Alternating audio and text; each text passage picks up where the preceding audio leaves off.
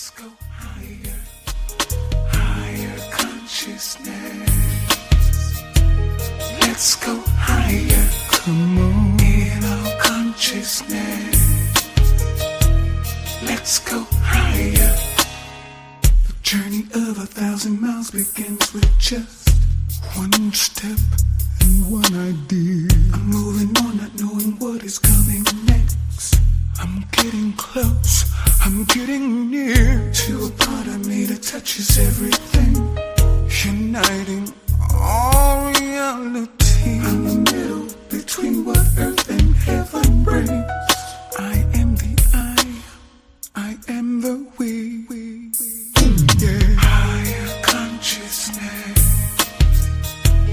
Let's go higher, higher in our consciousness. Ooh, yeah. Let's go higher, higher consciousness. I'm on my way. Let's go higher. I'm going today. Consciousness. Yeah.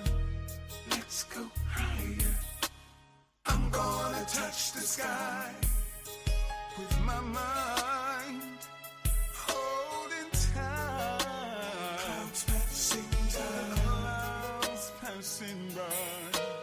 I'm gonna touch the stars. It's not very far.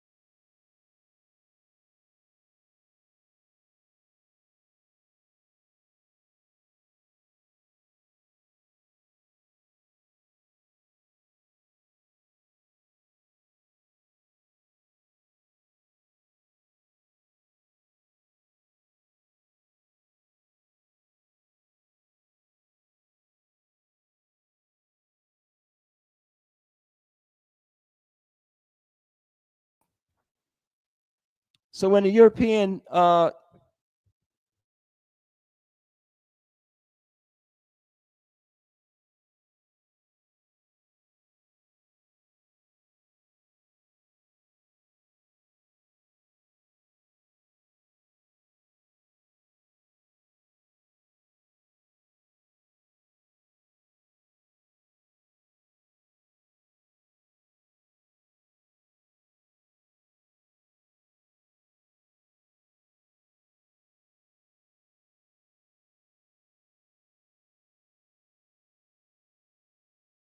on these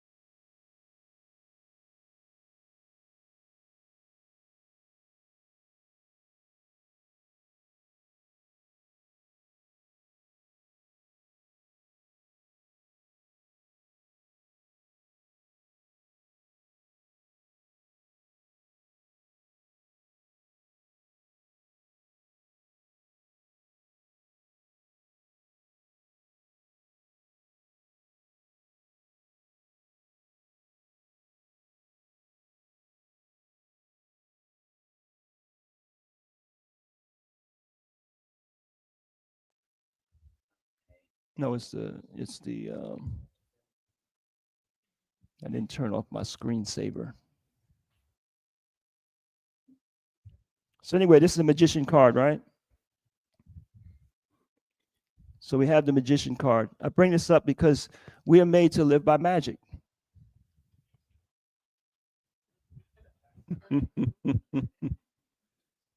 Magic is happening. I'm duplicating. So what is magic, y'all? Magic, you call it manifestation nowadays. You call it creative visualization.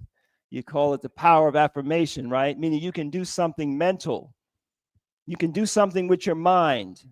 You can do something with your spirit, with your psyche, and you can make something happen physically in the world. That's all magic is referring to. And that's our birthright. That's part of our being, right? That's happening whether you're controlling it or not. So this card of the magician talks about some of the truths that they learned from us. For example, this he's holding up his magician's wand, right? And he's pointing to the earth, symbol of I'm deploying the resources of heaven to make things happen on earth. And what's happening on earth? You see all these flowers are blooming and blossoming, right? So the symbolism there is that through the knowledge of how to manipulate the forces of heaven, I'm able to make things prosper on earth. But above his head is a symbol of, what is that? Yeah, it's called a lemniscat.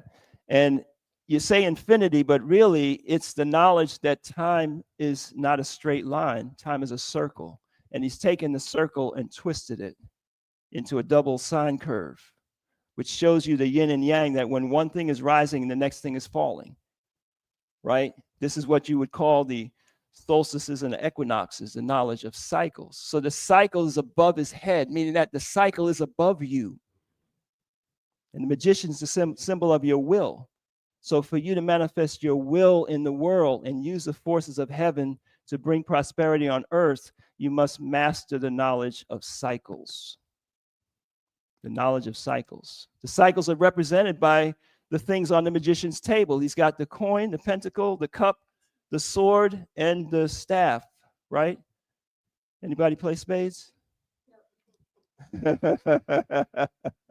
Because they hid it in the playing cards, right? How many suits you got in the playing cards? 4. So what's what here? Somebody help me out. Who knows? Go ahead, brother.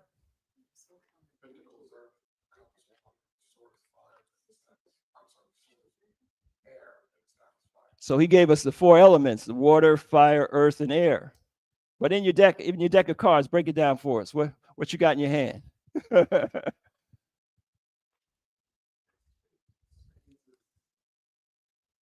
Spade is a sword, ain't it?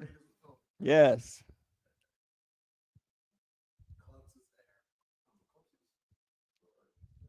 Clubs is a staff. Clubs is staff, right? And then you got your coins, which is your money, which is your diamonds, right? And your heart is the cup, right? Yeah, so you learned something today. You're going to say, I ain't playing spades no more. I'm playing diamonds. Give me the money. But it's the 4 seasons, right? You know, the cup is the water, which is the winter season, right? Like right now, what we're into. If you go to traditional Chinese medicine, they would tell you this is the yin, the water cycle, and this is the time that you have to work on your kidney energy, right? Which is the foundation of your health, right? That's why a lot of people have kidney and those type of deep illnesses in the winter that can take you out, because that's your genetic energy and the bone marrow in the blood in the bones, the bone marrow. So there's a correspondence between the Taoist system as well. And then we have the springtime, when the seeds that you sow in the winter come up out of the ground. But what else comes up out of the ground? The weeds, right? So in the springtime, come the equinox in March, and then everything starts to bloom again, but the weeds come up too. And that's what happens in your life. So if you spend the winter months meditating and sowing the seeds of what you want to manifest, as it starts to come up in the spring, what's going to renew itself also? Your bad habits. So you got to take the sword, the spade, and you got to cut the weeds. Otherwise, those weeds will suck the life force out of everything that you're trying to grow, right? And then comes the cycle of blooming, which is now you have the staff of power. When you're in a position of power, you walk with the staff, right? So this is the summer, and your harvest is now apparent. Your wealth is now materialized, and then you harvest it in the winter. You take it to the market, and you get paid. That's the coins, right? And you know what you got to do when you get paid? Make a donation to. No, I'm saying you got to save it, because what's coming next? Winter. So you got to store your harvest away. By the way, we created mathematics, right? I'm talking about what's documented, written in stone, what you can go look at, right? And mathematics started with the word ma'ati, kos. Ma'ati, mathematics. That's where they got the word from. And I went to school like you and wondered, why the hell do I need to know what the area of a circle is and a square and a prism? What's the use of this? We ain't never going to use this. What's the purpose of this? Well, you needed to know that back then, because you needed to know how much area I needed to grow how much food to feed how many people, and what size silo do we have to put it in for that grain to take us through the season, right? That was the purpose of that knowledge that we developed, because agriculture is the foundation of civilization, right? So that's the magician. And this is Heru, the magician, which is a symbol of your will. Your will. You are not your thoughts. You're not your feelings. You're not this body that you're dwelling in, right? You couldn't have a conversation or argument with your own thoughts and your own emotions if you are your thoughts and emotions. So who are you? Well, you're the consciousness that is perceiving the thought. You're the consciousness that is perceiving the feeling. You're the consciousness that's dwelling inside this body, inside of your personality. That's who you are. But you activate in the world as the will, which is the active side of consciousness. Or we would say in our cosmogony that Heru, the son of God, Heru is the son of Osir. Osir is the God consciousness, that there's only one consciousness in the world, and we are made in the likeness of that consciousness, right? And just like the one pure light that shines through a prism, and on the other side of a prism, I didn't say prison, on the other side of a prism, you see all of these different beams of light, different colors, different shapes, different propensities, but it's only one light that's shining through this vehicle, this prism. That's the oneness of God. So we are that consciousness, that light. And when we decide, when we use that faculty to say, no, I'm not going to eat that. I'm not going to smoke that. I'm not going to do that. I'm not going to act this. I'm not going to follow this impulse. That is Heru. And he wears a double crown. The red crown is the crown of the north, the crown of our externalization in the world, the crown of making things happen in the world. And the white crown is the ancestral crown, the crown of the south. And who is your ancestor? Who is your ancestor of ancestors of ancestors of ancestors? God. That's your Sheps or Sheps, right? That's your ancestor. That's where you came from. That's your origin. That's who you are. So this double crown represents how you have to function in the world, right? And that's the savior. Heru in the Kemetic cosmogony is the one who comes and defeats Set, where they got the word Satan from, right? In order to restore the kingdom of God, Osir, right? So to manifest yourself in the world, you have to have your spiritual life in order. You have to have your identification with the God consciousness within you to understand that you're not a human being. A human being is a stage of evolution of a divine being, but you were made to be a God on earth. And the Satan, the Set, right, is the abuse of your freedom to choose. God had to make you free for you to be the vehicle of God. If God was to force you to live truth, if God was to force you, anybody ever asked that question?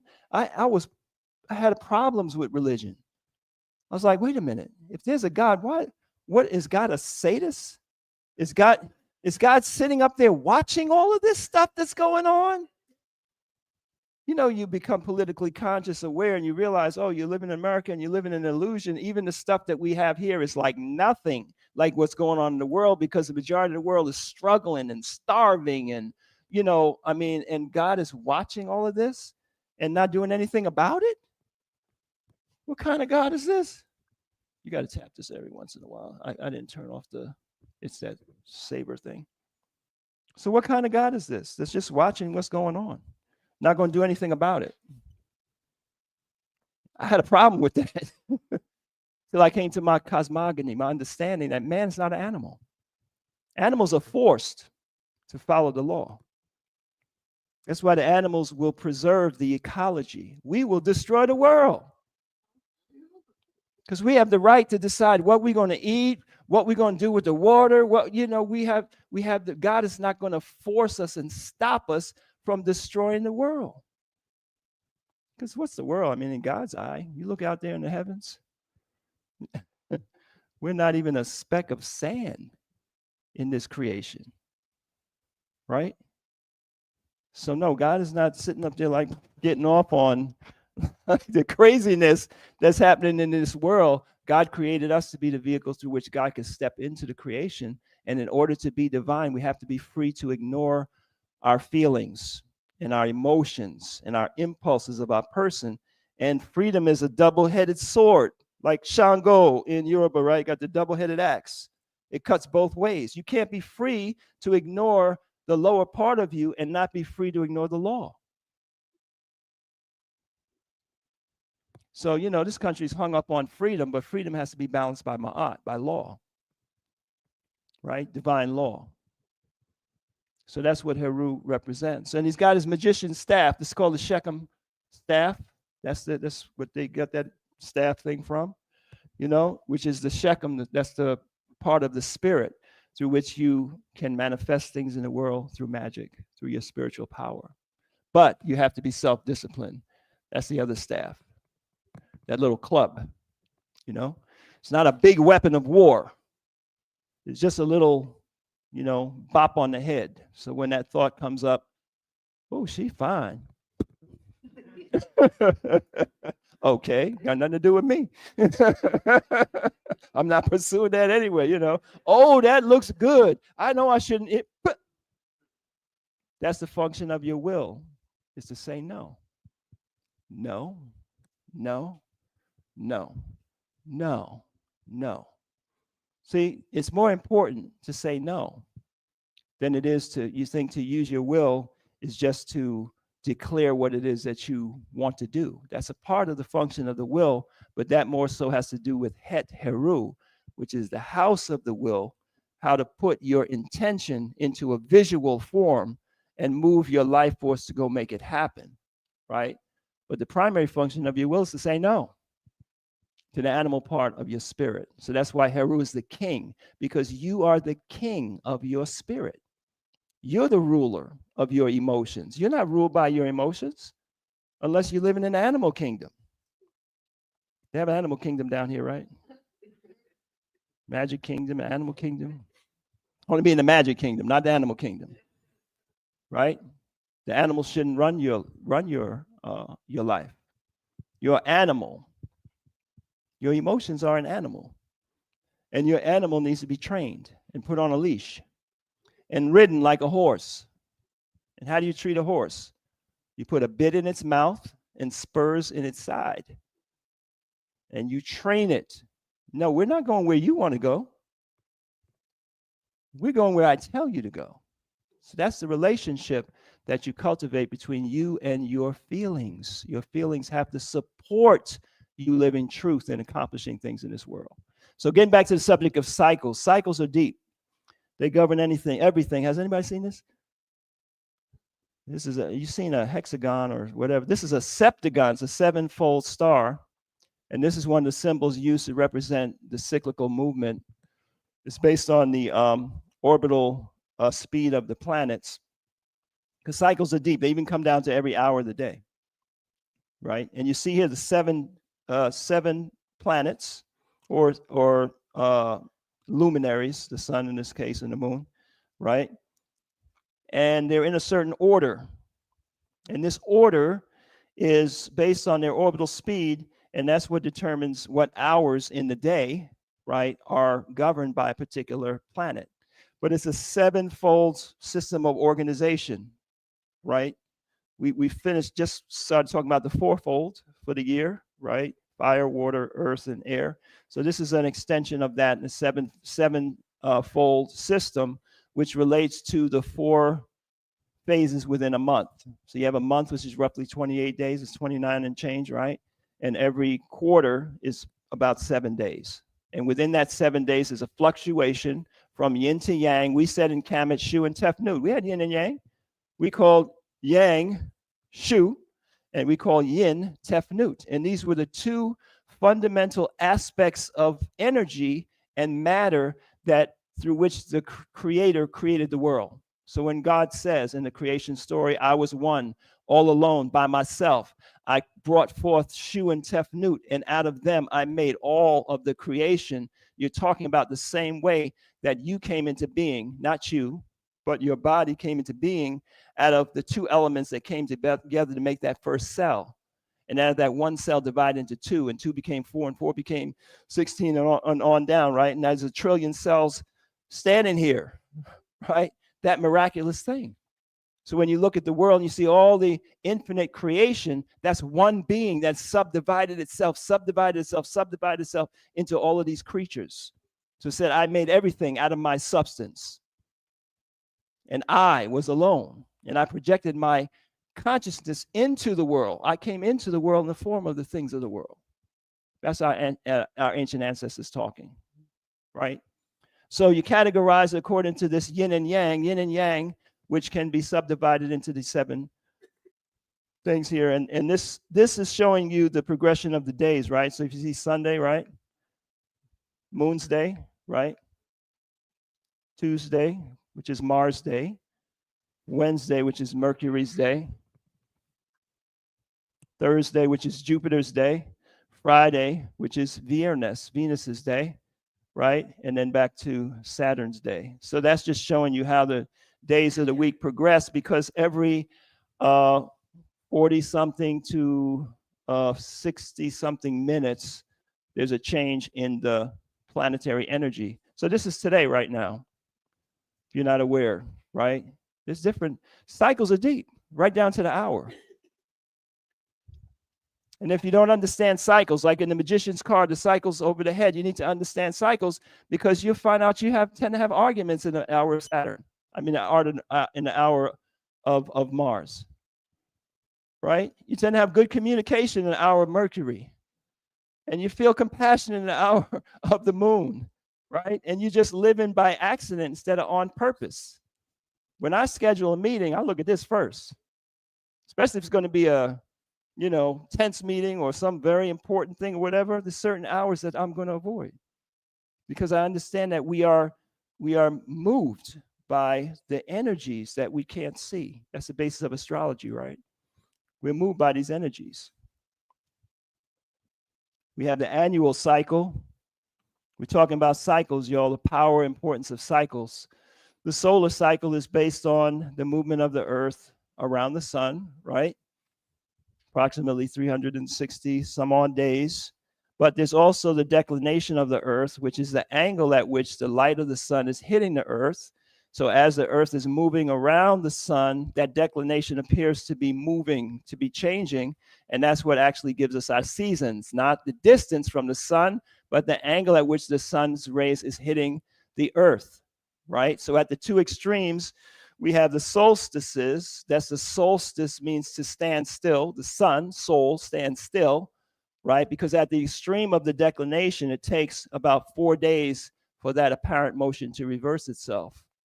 So the hour of dawn and dusk stays the same approximately for 4 days. And this has an effect on your psyche. Or when you get sophisticated, you read Light on Kundalini Yoga, you find there's 14 chakras. 5 of them are psychic chakras, and 4 of those are tied to the rhythms of the earth. So you have this this electromagnetic, receiver within you that is very much in tune with the vibrations and movements of the earth, right? So it affects your mentality and your mood. So our ancestors figured that out and understood that we needed to do certain rituals, certain meditations, certain kinds of spiritual work, right, based on the movement of the annual cycle. The winter period is a time for sowing the seeds of divinity and your rebirth. The winter solstice season, which starts on the 25th, after the 4 days of the solstice, then you have the period of winter. And winter is a word that means invert, right? To go within.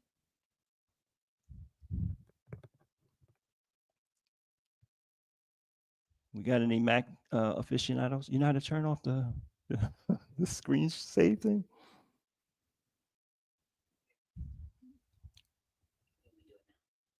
No. So you sow the seeds in the winter. In the spring, you're nurturing the seeds and removing the weeds, like we just talked about, right?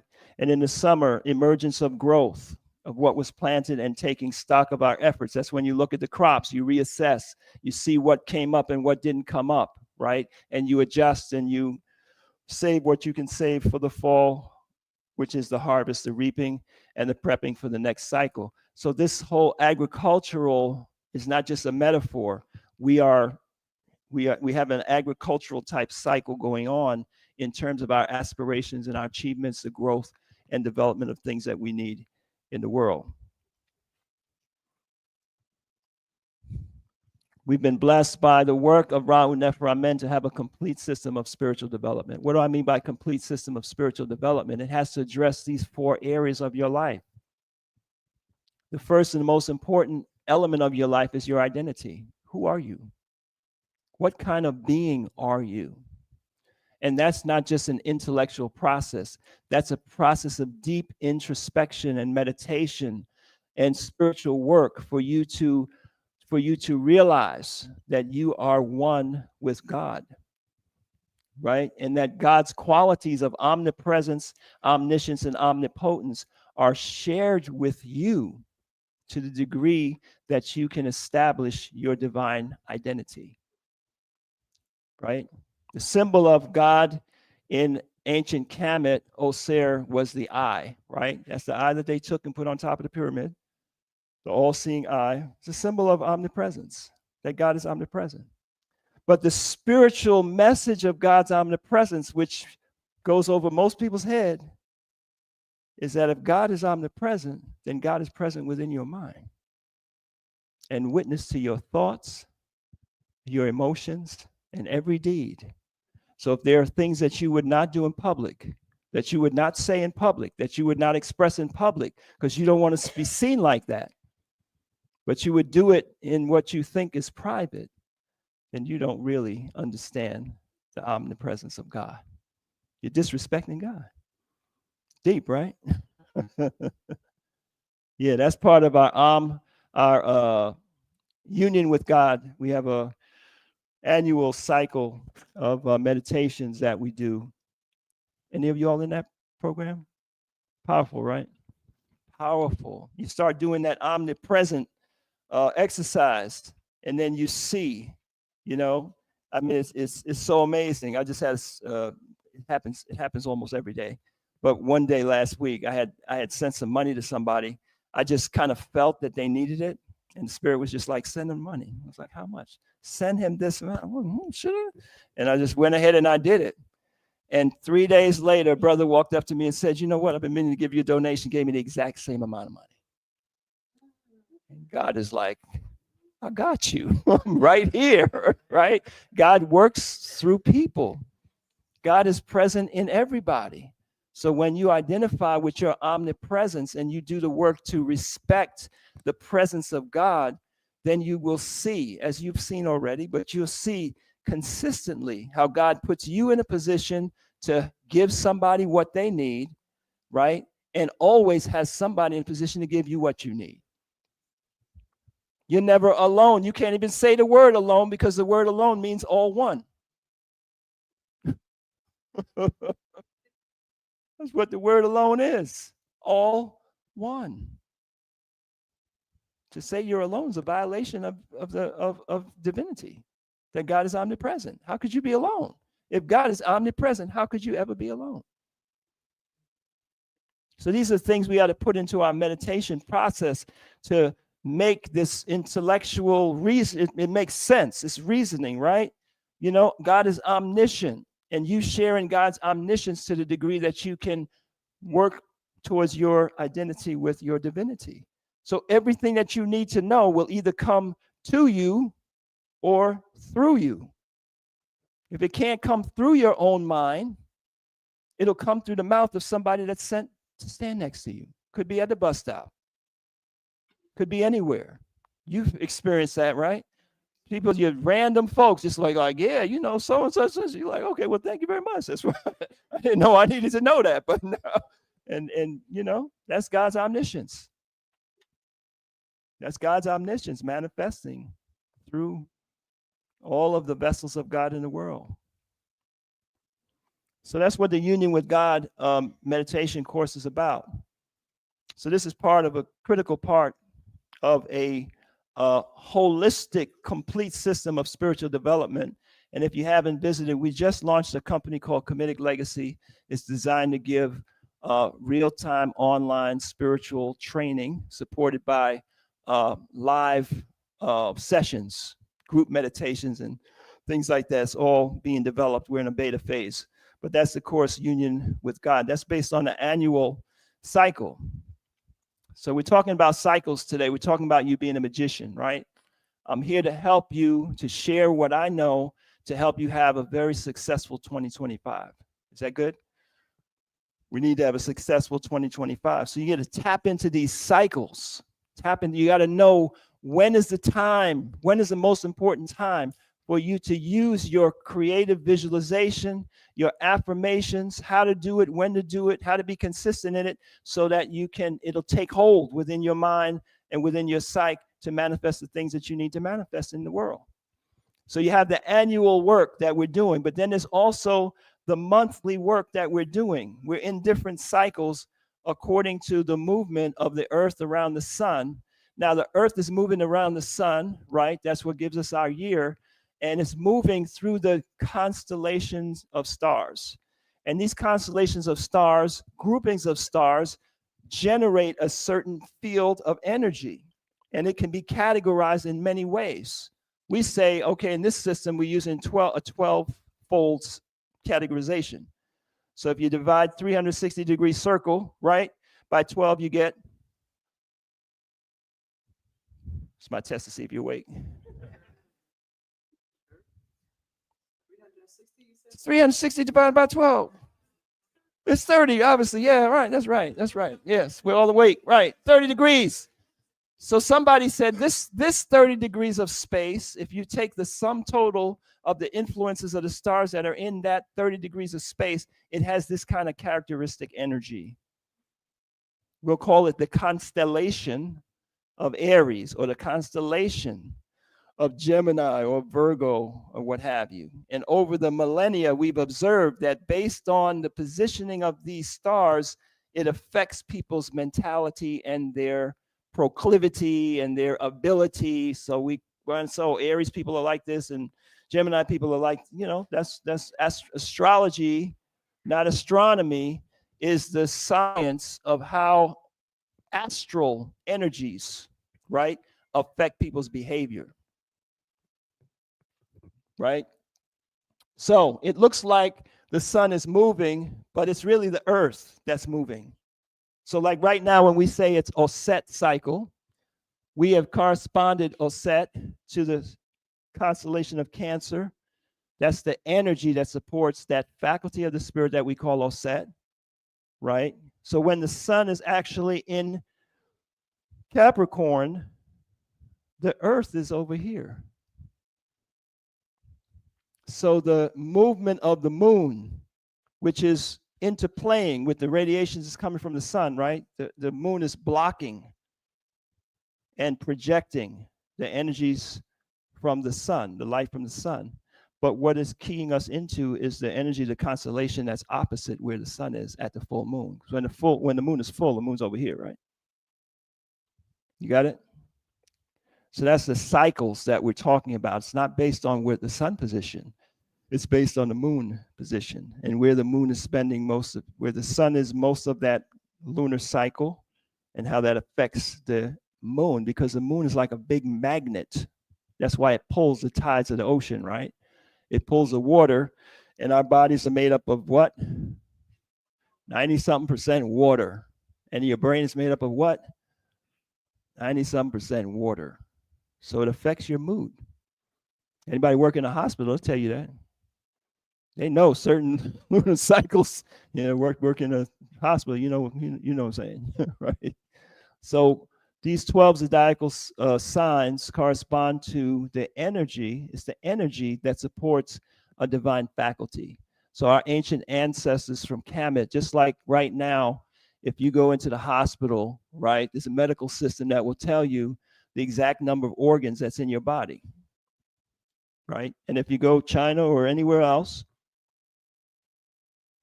it's the same number of organs in the system. Right? Well, you have a set number of faculties in your spirit as well. So the spiritual anatomy, which is kind of vague in the Western world, right? You got a soul, you got a spirit, you got a Holy Ghost, you got it's not very scientifically precise, right? You got this angel, you got that archangel, we don't get a clear sense of hierarchy and interdependence and how these these faculties. But again, it's like any science. You can look at things from different perspectives and put them in different categories, right? So here we have a correlation between the energy of a cycle and a faculty, like the Osir faculties, a faculty that we just discussed, through which you renew and establish your identity with your divinity, right? The Heru faculty, the faculty of your will, the Heru Kahuti faculty, the faculty through which you are able to cut and separate with deep negative emotions or conditionings, right? You have a power inside of you. You say, oh, it's hard. I've been struggling with this. I can't change that. I can't let this go. There's a faculty that God gave you that just is surgically will cut something off and you change just like that, right? The faculty of Ma'at that enables you to intuit the order within things, the structure, the hierarchy, the cosmogony behind something, so you can have a scientific understanding. You can understand and intuit the laws by which you should live. The faculties of Tahuti, through which God's omniscience can enlighten you, right? As you grow and you develop further and progress, you're able to receive guidance directly from God. The faculty of Sebek, your faculty of verbal communication, through which you can properly set up the self-talk that you need to create the right habits in your life and to mobilize your psyche or your life force, because your psyche, like those psychic chakras, is connected to the energies field of the earth, which is connected to everybody else's energy field. So you can move somebody, you can attract something to you through that energetic field, and it's responsive to the words that you repeat and the images, Heteru, that you systematically repeat in your mind. These are divine faculties. So the schedule of those are in your comedic meditation journal. So this is primarily, and calendar is primarily based to help you to observe the powers of the monthly cycle. The monthly cycle is very important. This is the cycle of your mentality, the cycle of your creation, your self-creation, right? So as a species, our women have a cycle every month, right? It's a cycle of your fertility, your ability to reproduce. Well, that's not just physical. Male and female are subject to that same cyclical manifestation, a cycle of production where you can become impregnated.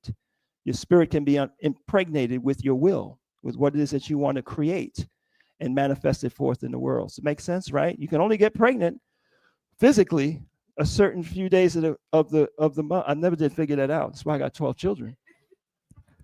Never got that, never understood that. I missed that class. It's 13 actually. I missed one.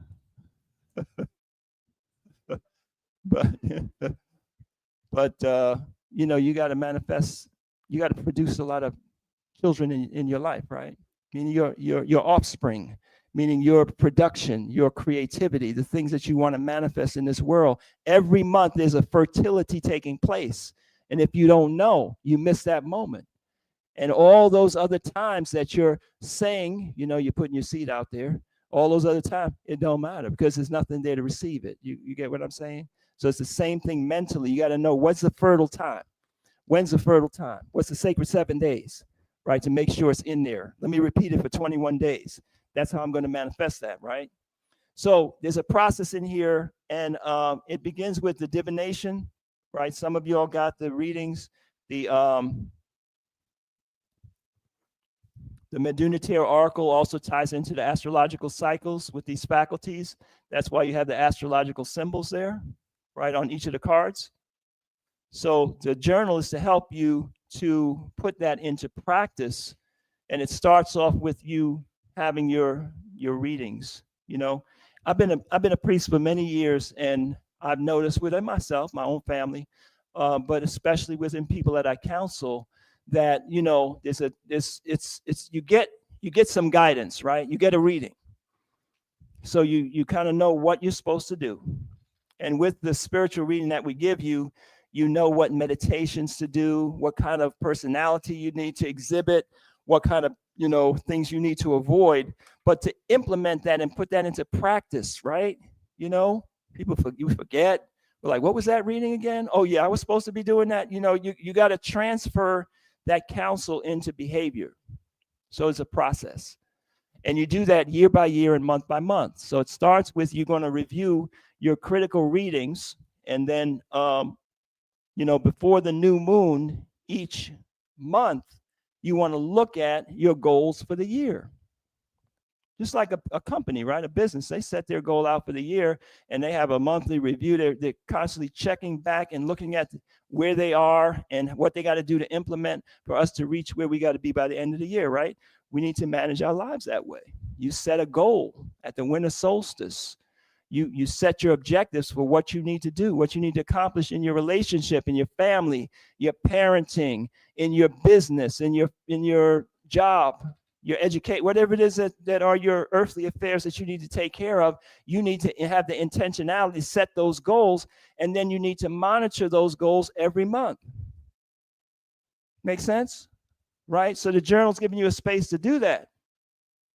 And then you want to be mindful that each cycle that comes up, there are characteristics of that faculty that's going to support your achievement of that goal. And there's characteristics of that energy that might be not expressing itself well within you because of your habits and whatever your experiences are, that you need to check so that you will come out on the higher side, right? Now, we've been doing this for 40 years, and we have noticed that if you have this reading when that cycle comes around, right, you have a big crossroads. Things fall apart or things might blossom. Challenges will come up. So it's really uncanny how precise it is that reading will tell you what netter, and in that netter cycle, you'll see things manifest. So this gives you part of the process of that. We're a little behind, but I want to really impress upon you. It takes 21 days to start a good habit, right? 21 days. I'm going to come back to that. 21 days. You do something 21 days in a row. The best time to do it is from the new moon 21 days forward. But certain things, I don't care what day it is, you just need to do it. You just need to make yourself do it 21 days in a row, right? And there's certain things that we need to do as far as what we call our GEP, our health. Some of y'all just went through the Ra Qigong, right? The Qigong exercises, cardiovascular exercise. Now they're saying you need 150 minutes a week, right? For your longevity, for your health, for your survival, right? They have something called a Norwegian protocol where you do, 12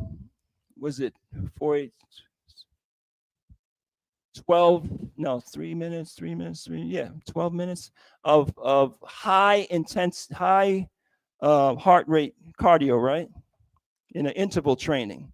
And they've documented that people in their 60s and 70s who were not in cardiovascular health, that the age of their heart, their heart age, how would they diagnose that? Went back 30 years. Whoa.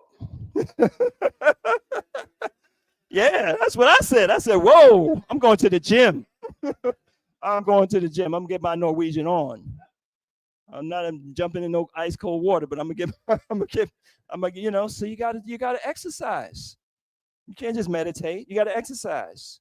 You got to get your cardio in. You got to get your Qigong in. You got to get your breathing in. You got to get your meditation in. You got to drink the right water and drink enough of it, right?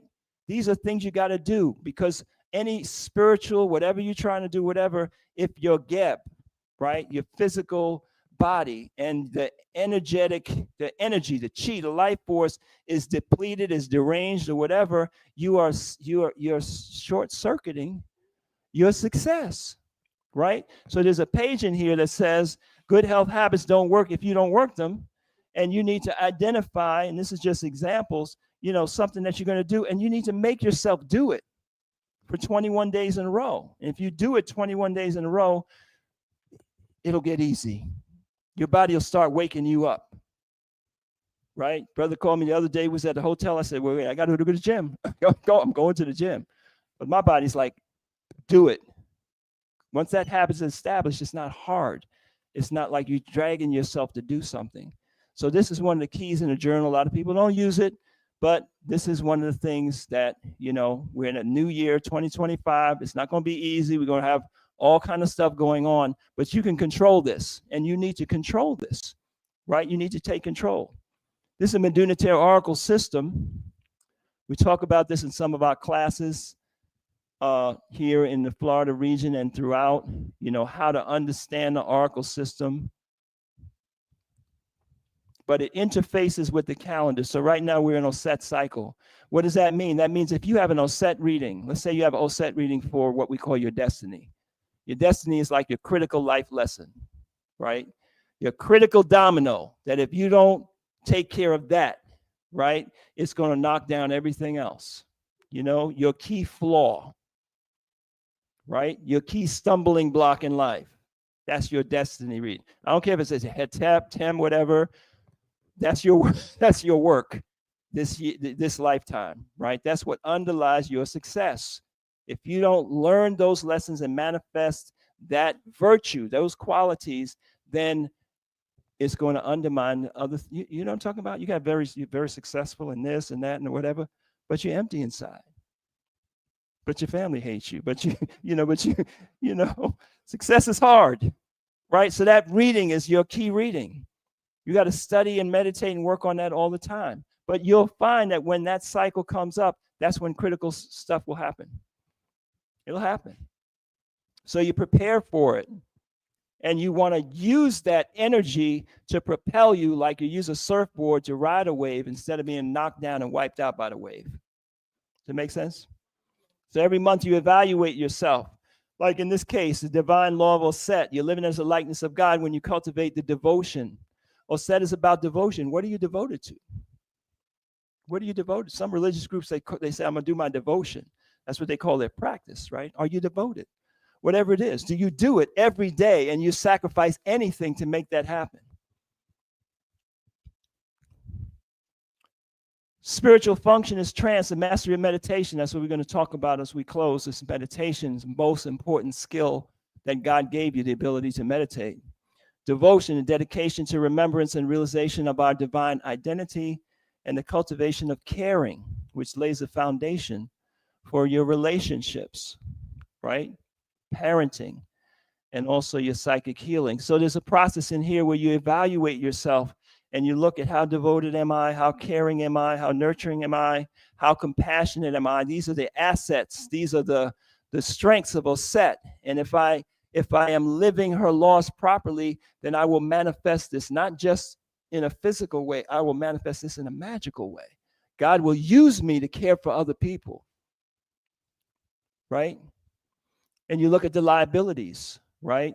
My emotionality, my rationality, being overly sensitive, what have you. There's a checklist in here, right? So it's to help to make it easy for you to evaluate. And the magic is when you observe this and you start to meditate and get sensitive to this, you'll be like shown so many ways that, wow, I didn't even realize that was pretty uncaring of me. Let me get myself in order, it'll become apparent to you.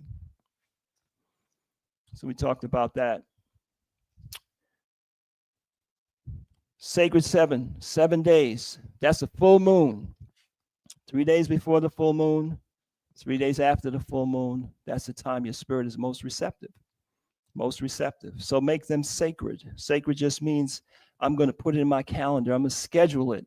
That I'm going to make sure that I do my most important meditations, my most important reflections, my most important prayers that I need to send out to people. I'm not going to let, I have a child that's struggling with so-and-so, and I know I need to pray for them. I need to meditate for them. I need to do my visualizations and project the right things to care for them. I'm not going to let these 7 days go by and I neglect to do that.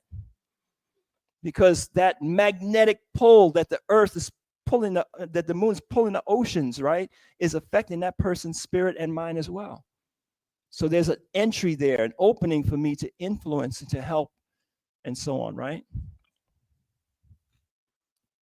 Write it down. Yes, with a pen and a paper. I know I'm digital too. I got the pad, the phone, the computer, and all of that type of thing.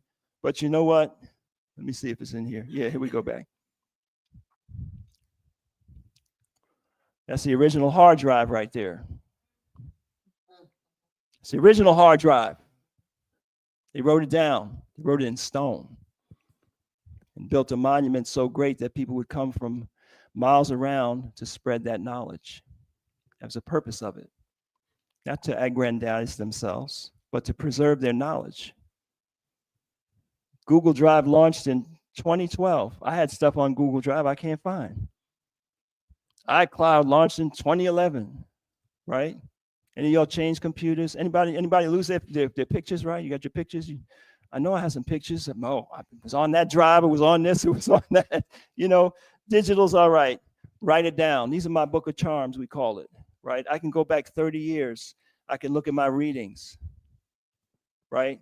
I can read about a dream that I had, right, in a particular cycle.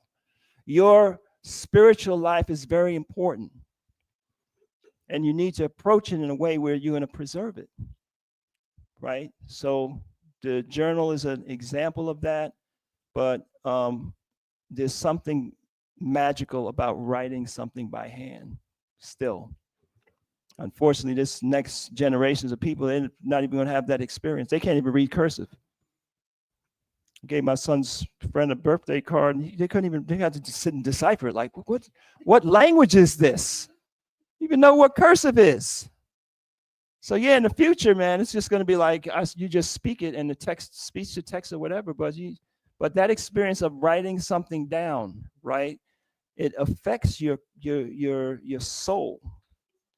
And that's why the cryptographers, whatever they call it, people, they can look at their handwriting and they can tell what kind of mood you were in when you wrote that down, because your emotional state. So when you have a revelation, when you have a dream, when and you write that down and you go back and read that, you're not just reading something, you're taking that in, right? So that's the power of journaling. So that's why we have a journal. So this is my last story. This is my story. Somebody here calls me the waterman, I heard. I'm always telling the water story. I got to tell this story because, Spirit talks to you through symbols. So we started off talking about the magician and the symbols, right? And the brother said, yeah, the water and the earth and the what have you, right? Well, the water is the medium of Oset and Het-Heru in the Kemetic tradition, who the Greeks call Isis and Hathor, right? You see them with Osir. Het-Heru is the sweet water, the river waters, right? Oset is the sea water. Okay. So I was hustling. I was out there selling insurance. One of those guys that came to your house, right? Annoy you, try to get you to buy some life insurance. And I got a lead. It was on a green piece of paper, and it was for Mr. Waters, who lived on Water Street. So right away, I was like, that's interesting. He lives on Water Street. And I looked at the numerology. If you add 5 and 4, you get 9. And 0 is 9, and 5 is 14, and you add 1 and 4. That's how you do that numerological compression thing, right? Yeah, it came out to 5, and that's Het-Heru's number, is 5. So I'm like, this is deep. So I go in the house, talk to him, try to break the ice. Oh, you're Mr. Waters on Water Street. You must be all that. They named the street after you. Ha, ha, ha. He said, guess what? I'm in the water business. I said, what? So long story short, he gave me a manual. He worked in a water store. And I was like, what is a water store? It's a purification of water. And he talked about all the toxins that's in the water. And you're hearing it now, right? There's plastic everywhere. They found it on the top of the Alps. When they melt the snow, they find plastic. They go to the bottom of the ocean, they find plastic. The plastic's in everything. You're getting in your body, right? And the only way to get it out is through reverse osmosis purification. So a water store takes out the plastic, takes out the PFOs and PFAs, the forever chemicals you heard about. Only way to get it out, reverse osmosis. I don't care how clean your spring is or how in the Alps or wherever your spring thing, there's plastic and forever chemicals in there. So you got to drink reverse osmosis water. You got to put the minerals back in, but you need to drink pure water. So he's telling me about the water stores, and this is going to be a movement, and this is how you should get into it. And I'm like, wow, okay. So who do I call? Call this guy. His name is Mike Thames. I said, oh, damn, like the River Thames? What? So I go to California, and he shows me the water store and the equipment and everything else, I leave the house. I don't sell any insurance that day, right? But I'm not thinking about no insurance because all of these signs of water is telling me God is trying to show me something. So I do what I got to do to go to California, meet with this person, Mr. River Thames, And he tells me how to buy the equipment, and all says you're going to have to find somebody to put this equipment in when you get back home. He said, I just happen to know a guy. His name is Hudson. I said, come on, God got jokes.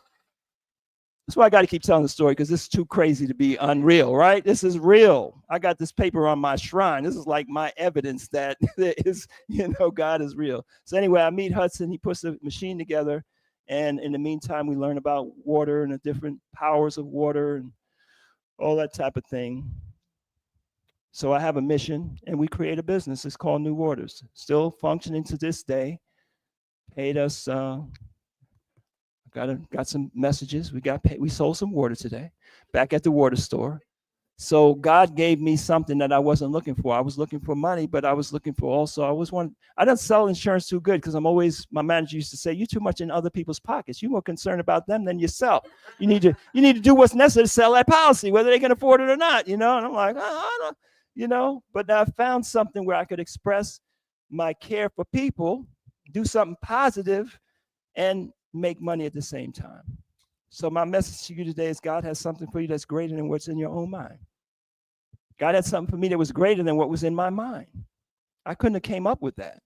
But I knew to listen, because I knew the signatures and the correspondences. So in your journal every month, there's a list of signatures, the numbers, the colors, the personalities, the things, so that you can attune yourself and you can know when the Spirit is talking to you.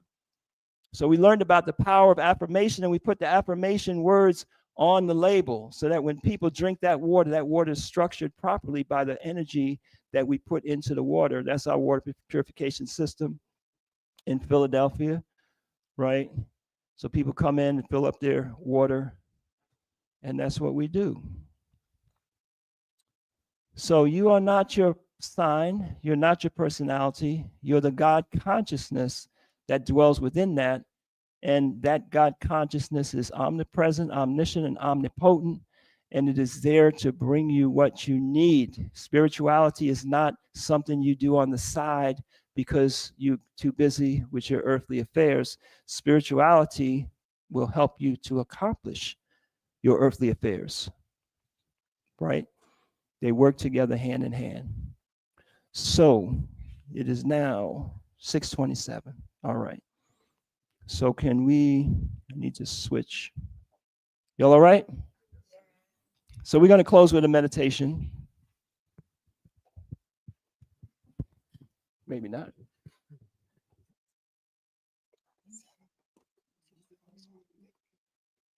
Okay, great.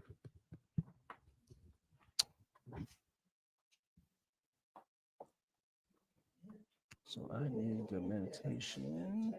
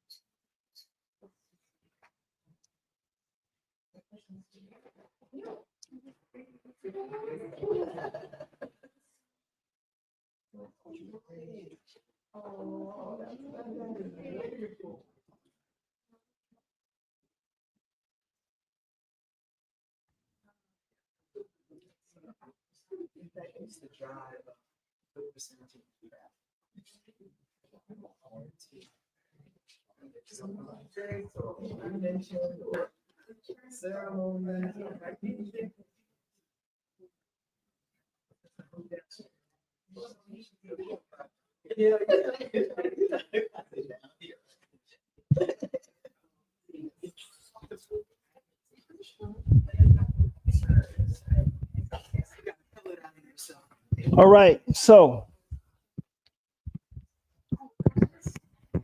yes, sir. Yes. Yes.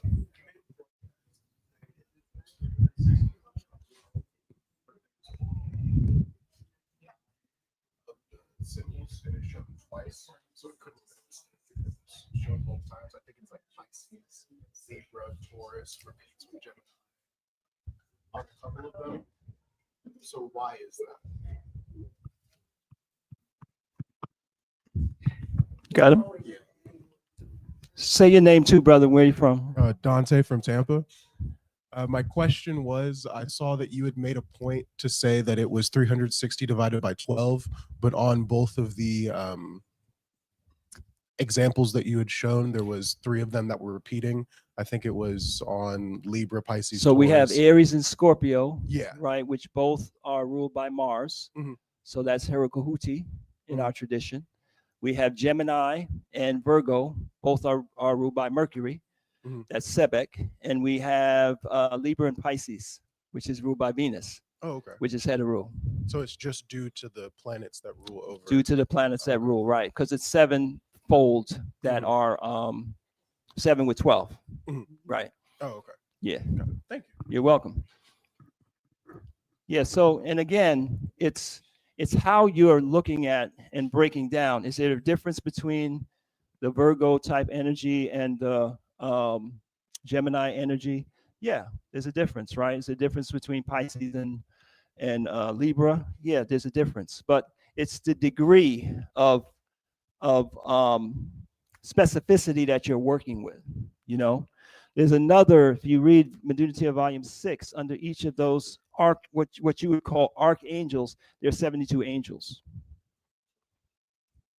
right? But working with the archangels, you're working with the indwelling intelligence of how to work with the energy as opposed to directly the energy itself.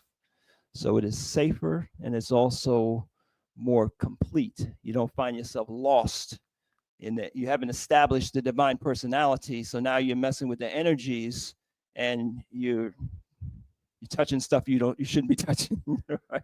So it's a little complicated. All right, so let's get into meditation. First thing about meditation to understand is that meditation just simply means the perfecting the ability to go into the meditation state, which is a brainwave state. It's the middle state between being asleep and being awake. So meditation is not a religious practice, right? If you are religious, it will help you with your religious practice. It'll help you be a better criminal too.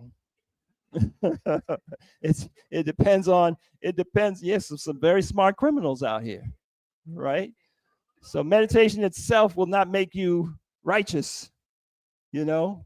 But what we're talking about is being able to go into the alpha brainwave state. So these are the common brainwave states, right? You have gamma, beta, alpha, theta, and delta. Most of the time we are in the beta state. That's the normal waking state present during times of increased attentiveness, concentration, energy, and stable emotions. That's the state that we're using when we're driving down the street, when we're navigating the physical world, and we have to be attentive. We have to be distractible, right?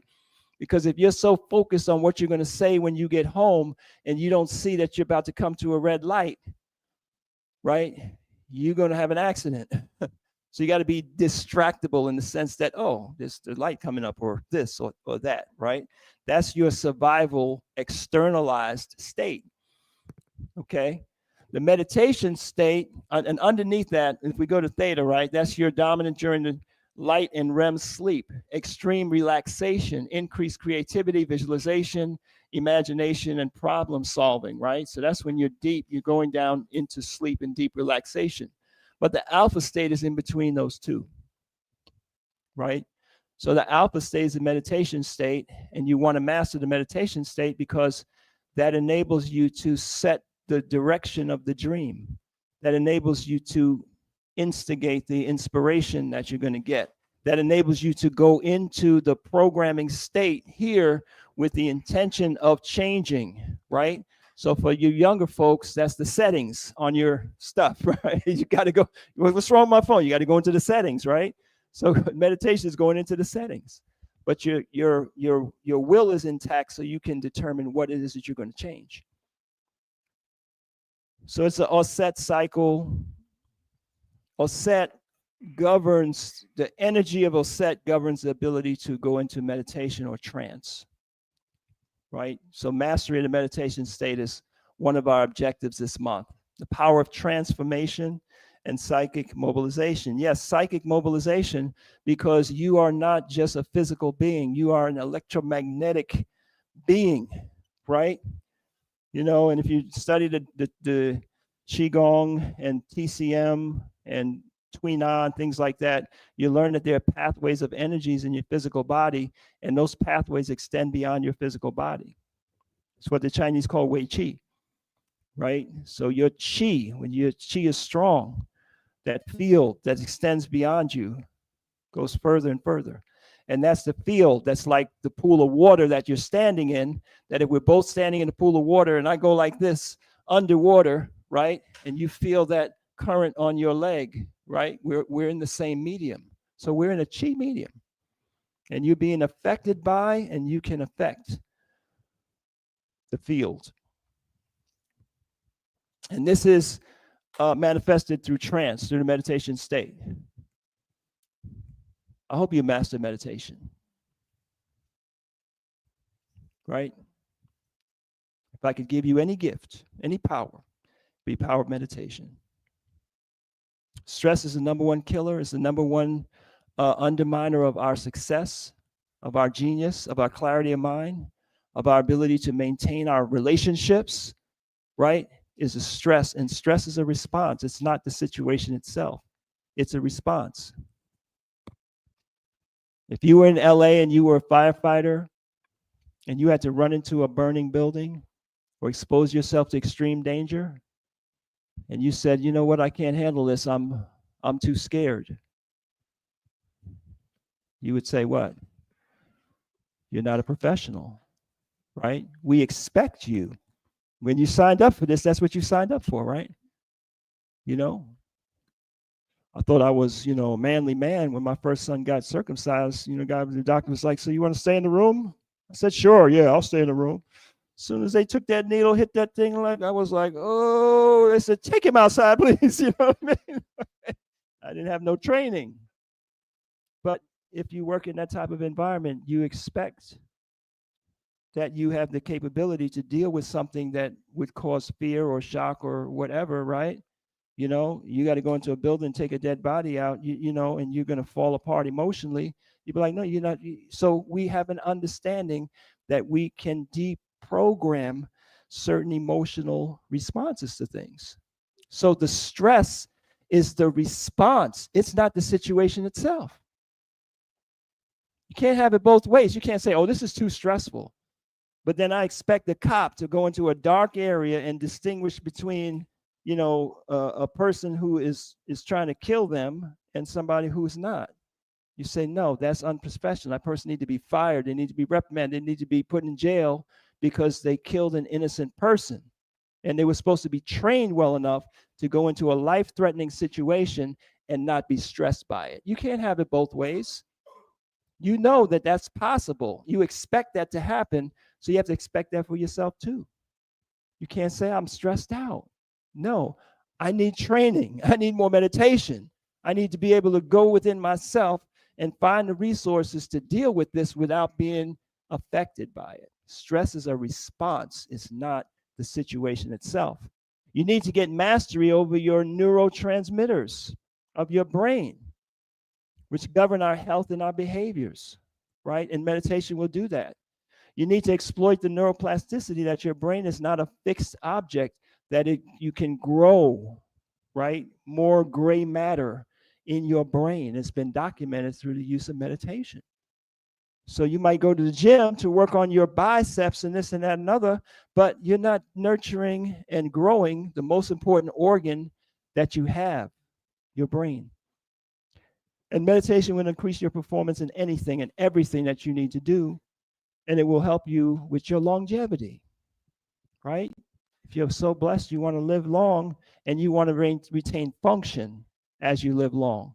So if you subscribed, right, if you have the calendar, you click that image on our website. We send you an email every month to remind you, oh, set cycle's coming. This is what to focus on, right? And this is what was in the email that we sent out this month. It gave you all the reasons to master the ability of trance, to reduce stress, the physical benefits, improve your sleep, lower your blood pressure, boost your immunity, mental benefits, increase your focus, reduce your anxiety and worry, eliminate it, increase your creativity. You don't need drugs to increase your creativity. Your brain secretes the greatest drugs, right? Dopamine is the dope you want, right? You know, serotonin, all these exotic chemicals, your brain secretes them without any side effects, without any intoxication. You say, I got intoxicated? Well, you took toxins in your body, right? You ain't got to get intoxicated.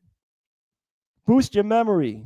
Lord knows we need that, right? Improve your decision making, emotional stability, help you in relationships, reduce depression, right? There's a lot of depression, anxiety going around. Meditation will help you with that. Self-awareness, increase your compassion and empathy. We got some people we definitely need to learn how to meditate. Deeper connection with self, sense of oneness, right? Scientifically proven benefits. 8 weeks, right? 8 weeks. Let's do it together, right? The next 8 weeks, develop a powerful, consistent meditation habit. 8 weeks will rewire the brain, right? Reduce the amygdala activity, which is the stress center of the brain, and improve the gray matter density in areas linked to memory, emotional regulation, and learning. Why would you not want to learn how to meditate, right?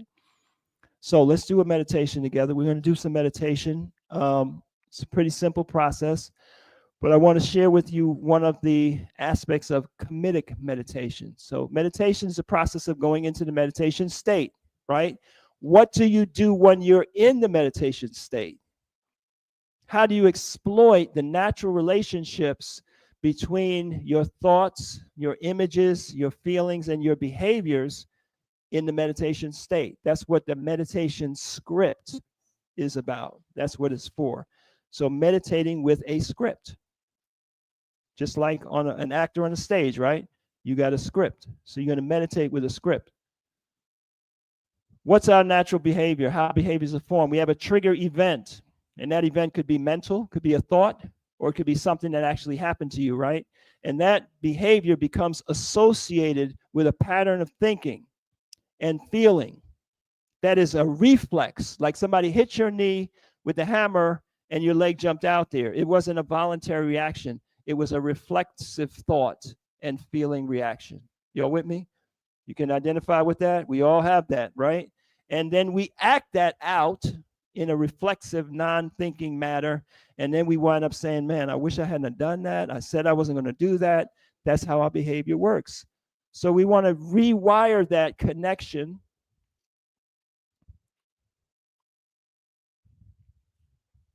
And we use that meditation script to do that. So, trigger event. We're going to recall a trigger event. And I want you to think about a trigger. I was in Hood one day talking about meditation. The brother said, yeah, man, all my niggas got triggers.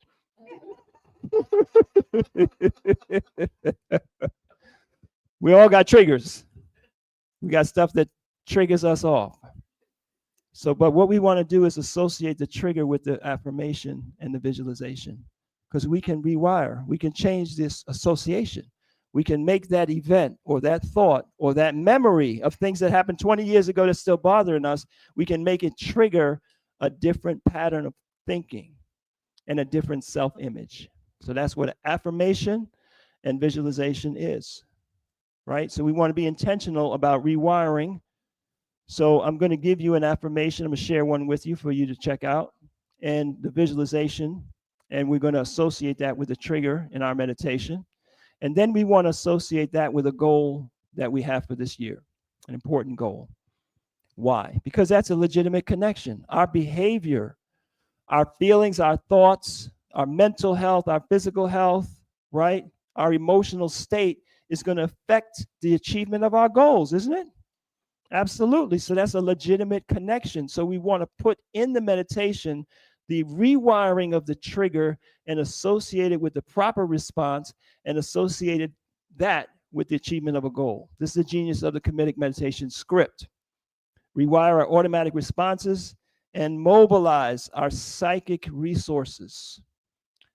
So pick your trigger as you're sitting there. We're going to use that in the script today. We're going to meditate just for about 15 minutes or less. And I'm going to share with you this affirmation. This is an affirmation. It says that I am made in the likeness of a peace that this situation cannot disturb. And that's not just an affirmation, that's a truism, right? Because you can affirm something that's false. We're affirming something that's a universal truth. How can you say that that's a universal truth? Are there things that used to bother you that don't bother you anymore? Absolutely, right? So you prove the fact that that botherment was just a conditioned state that you can transcend. So if you weren't that which was bothered, what are you? You are the potential to be at peace in all situations. Are there people that are not bothered by things that bother you? Yes, right? So it's not personal. I mean, it is personal. It's not universal. It's just the way you're conditioned. Somebody else conditioned some other way. So the essence of us is a peace that nothing can disturb. We call that amen. So we're going to repeat, as we view the trigger in our mind, we're going to repeat the affirmation, I'm made in the likeness of a peace, that this situation cannot disturb, that this thought, this memory cannot disturb my peace. That's the affirmation. And then we want to accompany that with a visualization. The visualization, number one, is to see yourself smiling at the victory of peace over your trigger. Right? You're not smiling because you enjoy being triggered.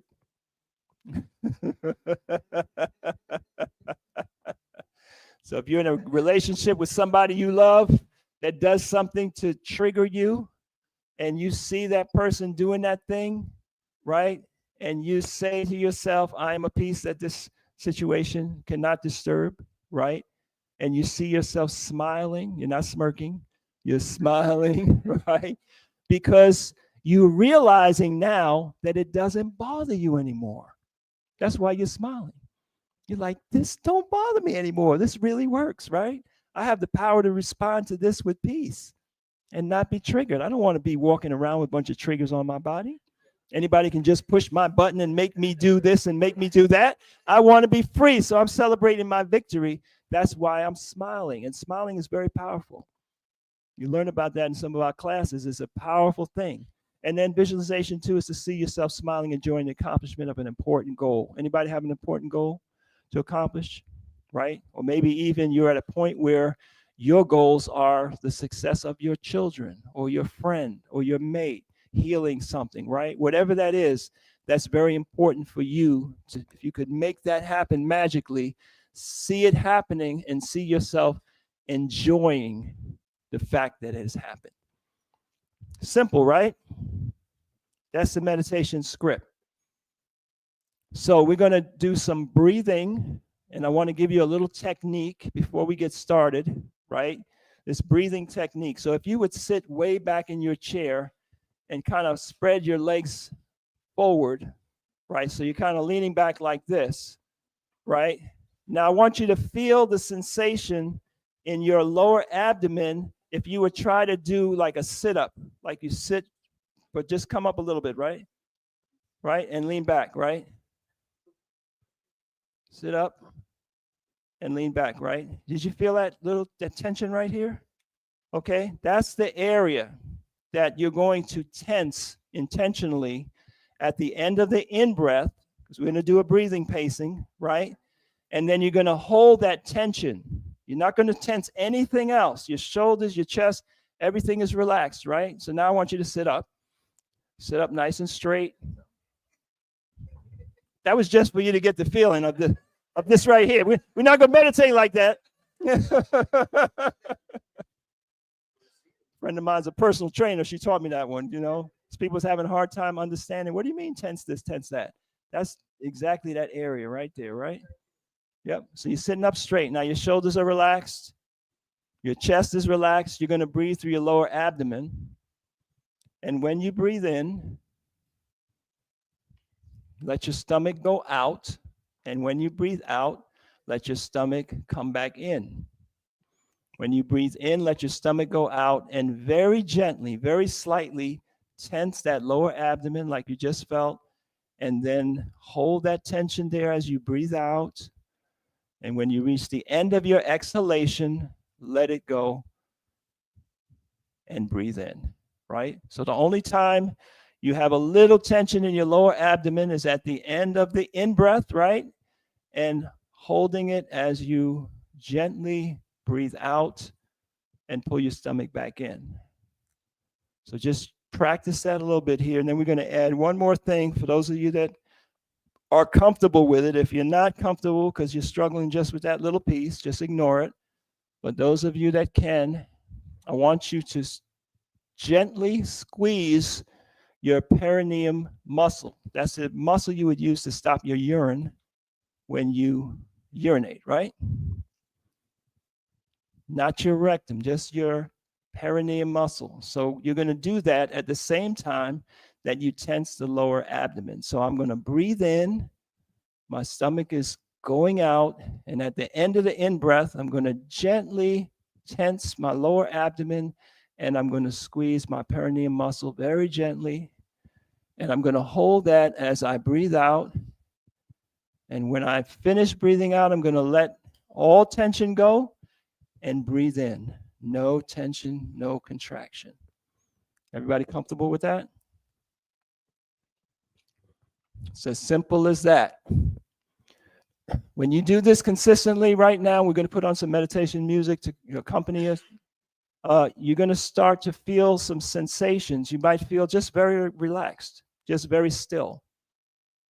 You might feel like your body's very heavy or solid, or you might feel like your body is very light and you're kind of drifting, floating, maybe twisting, relaxed, peaceful.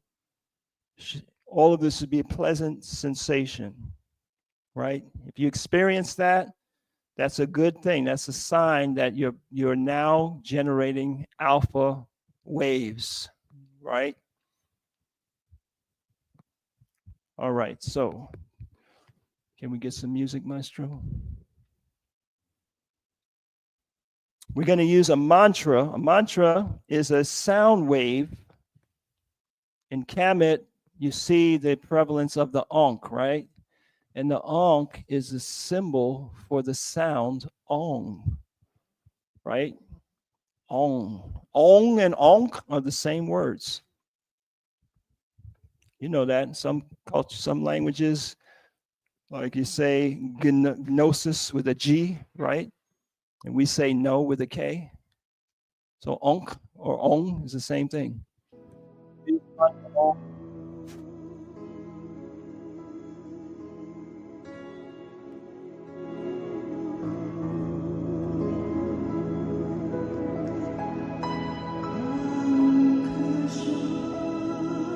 All right, so let's get ready to meditate. Get flat on the floor.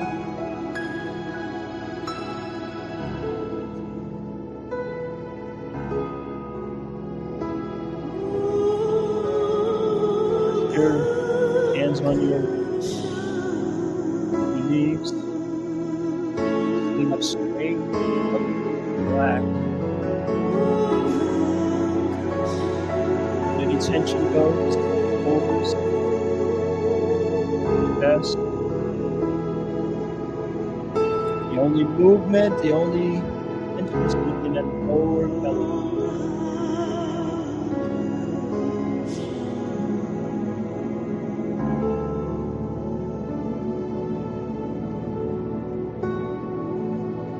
Breathe in.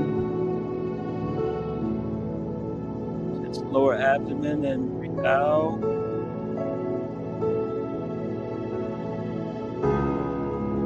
In deep.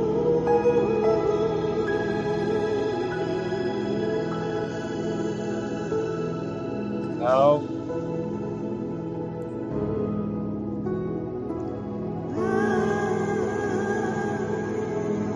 In.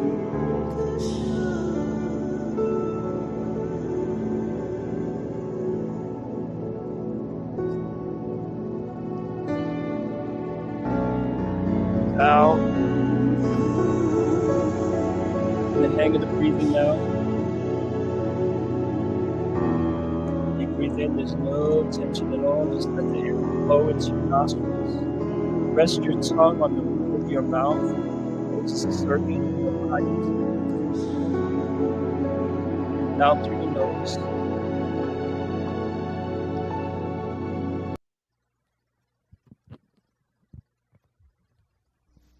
In and out through your nose.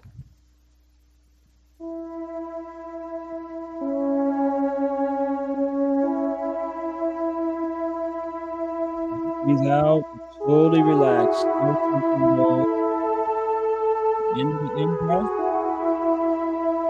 And tighten your lower abdomen. Close your cranial muscle.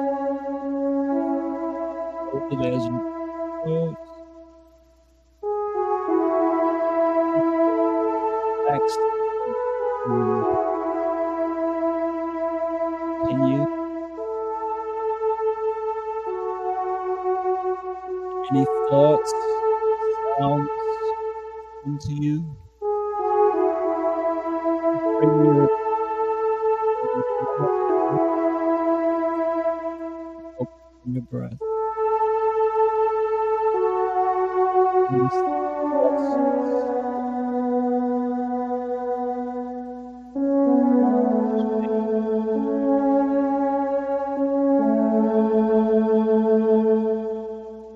Let's breathe in on all.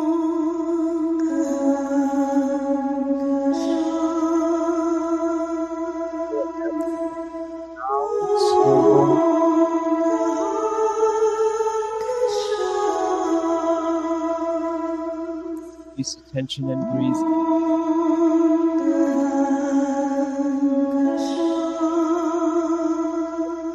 Down.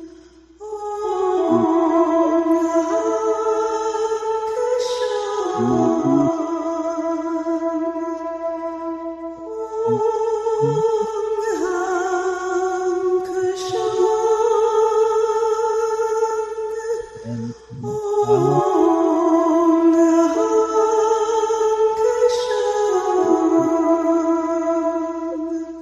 deep breath.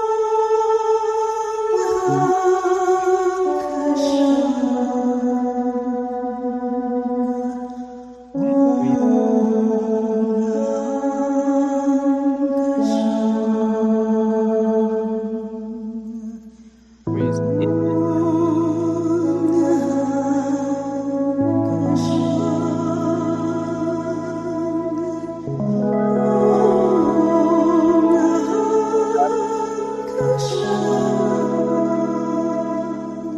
The hang of it now. Breathe in.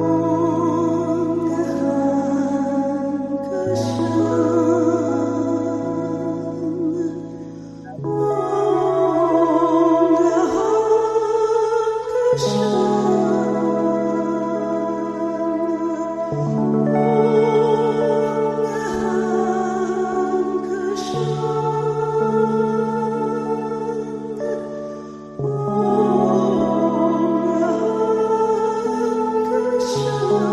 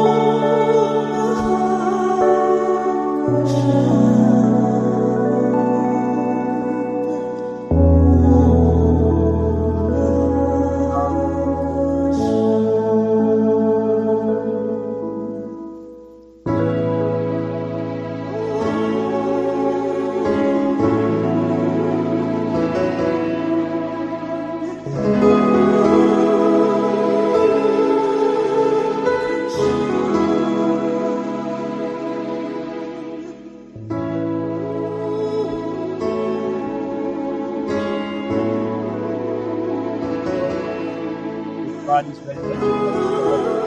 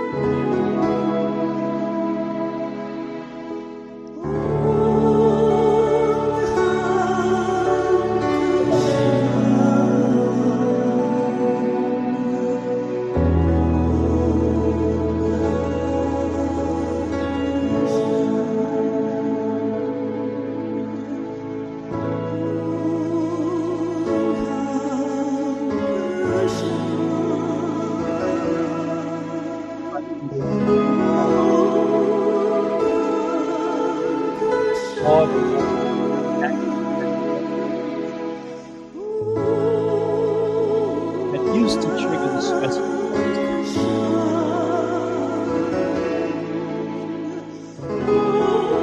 as we focus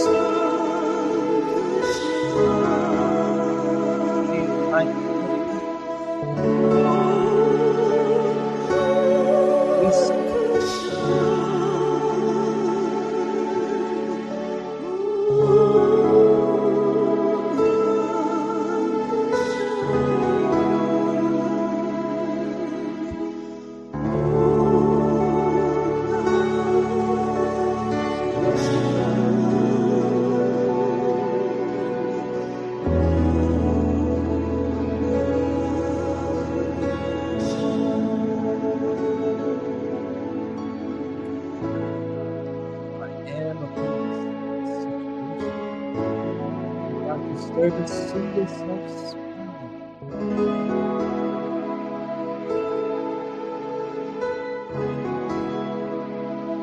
Joy.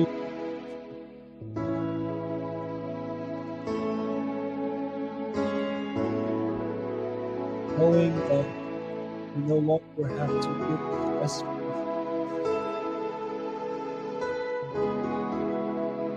And the peace that you are, the peace you're feeling right now, preserves your health, your mental clarity, removes the stress.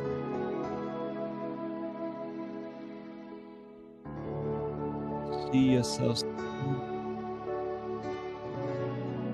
that situation.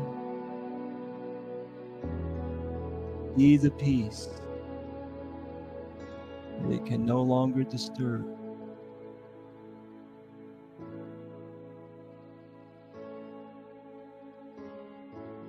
And now visualize the achievement of that goal.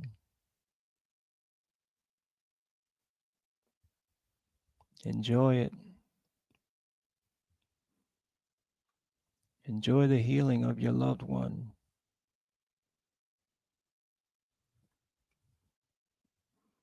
The grand opening of your business. Success at work. A joyful time with family member that's relationship is now repaired. Whatever that blessing is, that goal for the year. Visualize it now and see yourself enjoying it. Enjoy it to the point where you actually smile physically right now.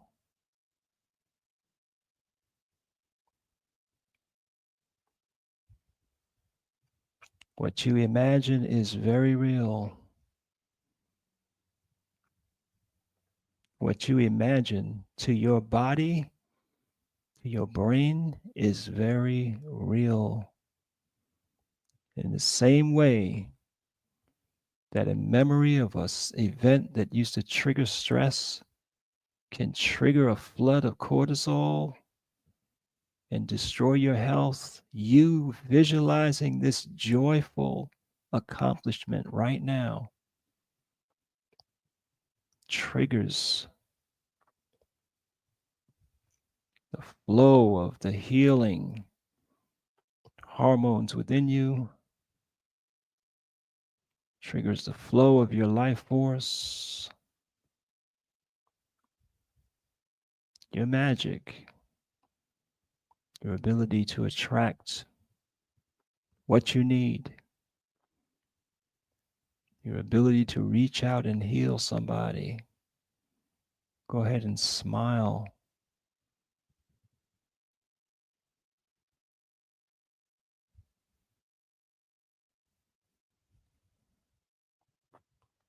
One last time. On the next in-breath, press the stomach down, close the perineum, and smile. Smile.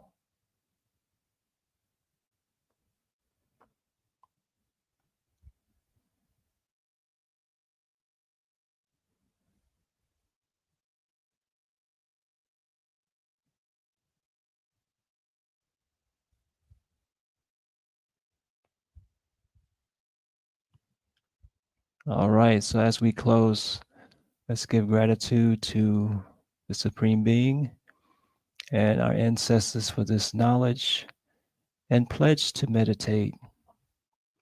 It doesn't take long. Do it twice a day. Twice a day, 8 weeks.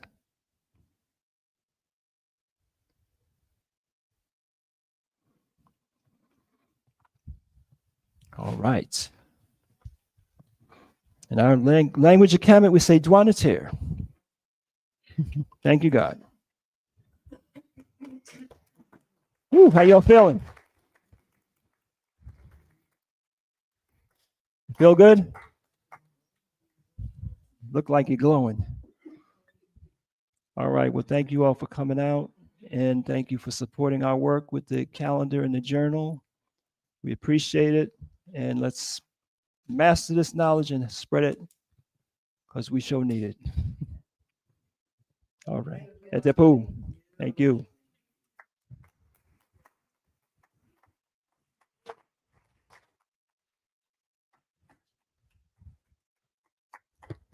Thank you, Sakara. Come on out here.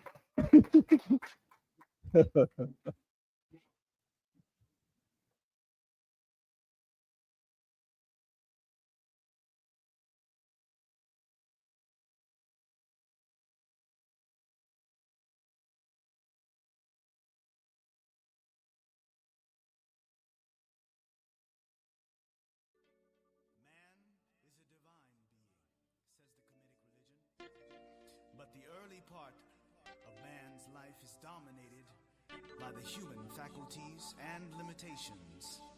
The essential focus of the ancient Egyptian religion is then the transcendence of the human stage and the realization of the true and final state, the divine nature.